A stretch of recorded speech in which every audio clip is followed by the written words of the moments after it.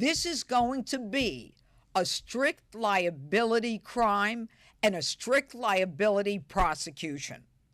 Now, how am I going to do this?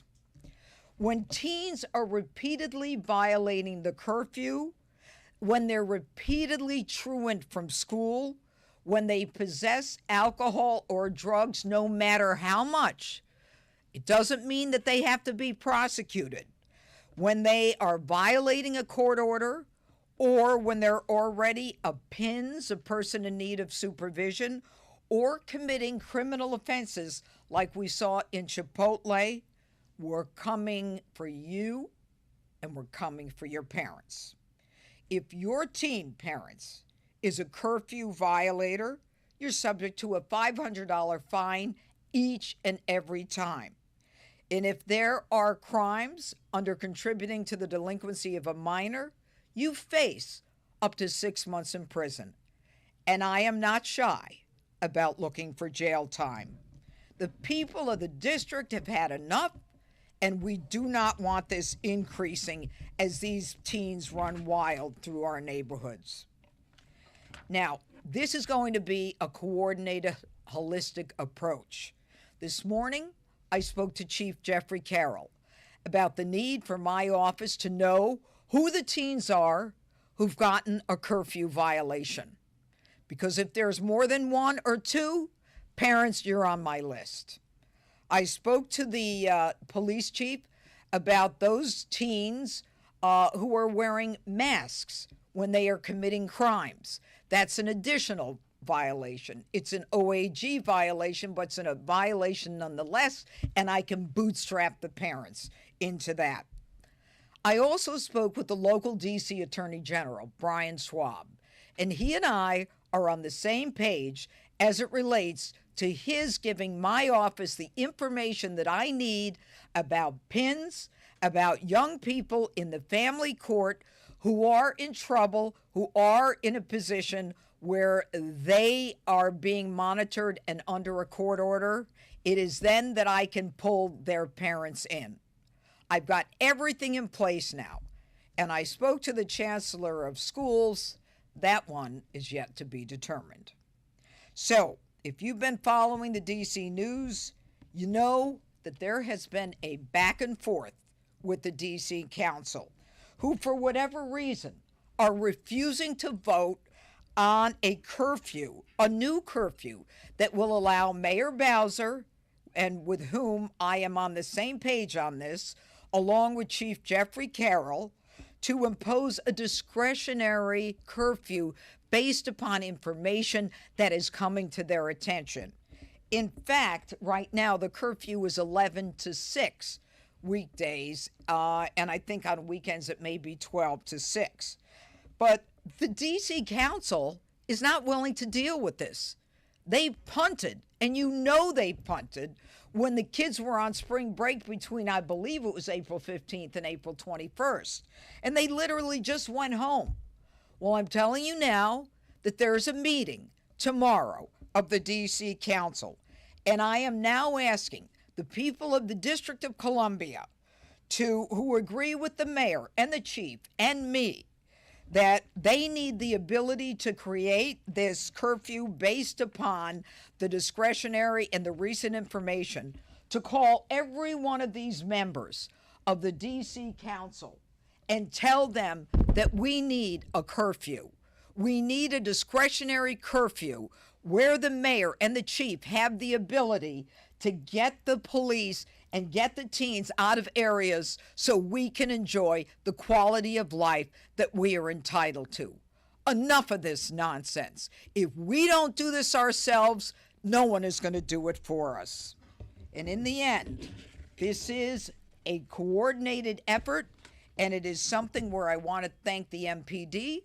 I want to thank Darren Cox, who is in charge of the Washington Field Office of the FBI, all of our law enforcement partners are working tirelessly to restore law and order. They have shown tremendous professionalism and restraint.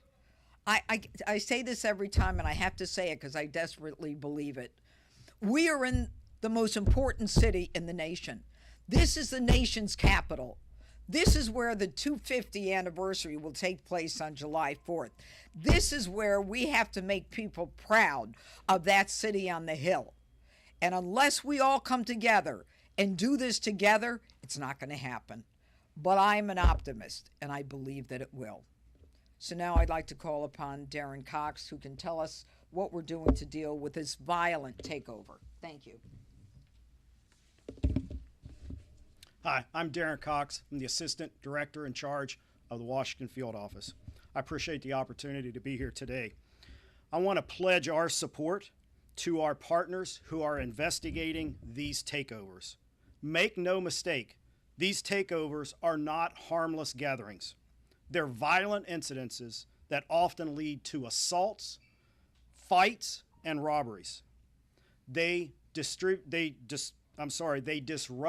commerce and spread violence throughout our communities. The FBI is devoting personnel and resources to investigate all possible federal violations during these violent takeovers. If the subjects are 18 or older, they are considered adults in the eyes of the law. And any federal crime that they commit will be investigated and referred to the U.S. Attorney's Office here in D.C. for full and aggressive prosecution. We will support the U.S. Attorney's Office in also prosecuting any minors who engage in federal criminal conduct. The FBI will not tolerate physical violence or the disruption of commerce that violates federal laws. We will continue to support the Metropolitan or MPD, also the U.S. Attorney's Office, and all of our federal and local partners in this matter. Thank you. Thank you. Now, I'm sure you're going to ask the question, and I'll try to answer it now. This case is under investigation right now. We are working diligently on it. The FBI is working. They have, I don't want to say techniques. Do you want to talk about it or no? Not at this He doesn't want to talk about it. You see, that's what happens with the FBI. They are using all of their resources. We are trying to identify these people. They may be teens. They may not be teens. We don't know. But in this, we were trying to figure out for you what pictures to show you, and I'm sure you all have already looked at this online. There's one point where I think a man is in a blue shirt, or maybe it's a red shirt, and he has a little girl in a pink dress, and he's hugging the little girl.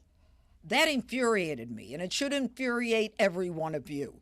This has to stop. These people feel that they can do this and that they can destroy the property of others and victimize other human beings and destroy property, destroy a business. People are petrified. We're going to put an end to this. I'm telling you, we're going to put an end to it. Yes. Hi, Reagan Reese with the Daily Caller. I have two questions for you. How soon can we see charges against parents? And then you mentioned the planning of these teen takeovers. Mm-hmm. Do you have any idea who's planning them and how widespread that is? Let me answer the last question first, and that is in terms of the planning. It can be the spur of the moment. Let's all get together in this place. It's on social media, and then if we're tracking the social media, then we've got to be able to say, or the police will be able to identify that area and go there and break it up. Okay, but if there is no curfew, a discretionary curfew as it's called, then we can't do anything until they start committing a crime. We can't even break it up. Okay, and that's why it's so important.